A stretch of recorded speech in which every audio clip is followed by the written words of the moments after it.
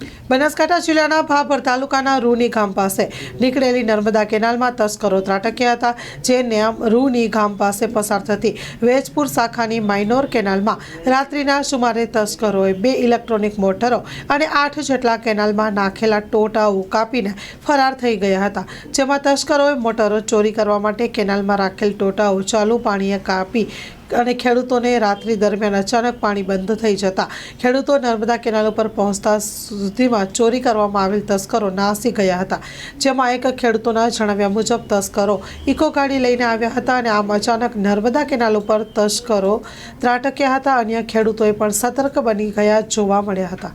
Story report by Janaksinh Rathod, Banaskantha.